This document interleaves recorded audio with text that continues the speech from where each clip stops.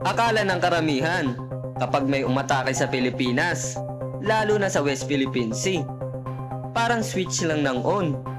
Biglang darating ang Amerika. May jets, may destroyer, may sundalo. Parang movie lang, di ba? Pero ang hindi alam ng maraming Pinoy, hindi automatic ang Mutual Defense Treaty. At mas komplikado ang activation nito kaysa sa iniisip ng nakararami. In short, hindi siya attack now, help now. May legal steps, may diplomatic timing, may political approval, at may strategic assessment na nangyayari bago pa man gumalaw ang kahit sinong sundalo.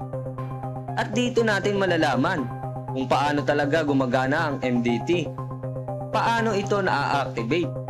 Sino ang nag-a-approve? Gaano kabilis ang proseso?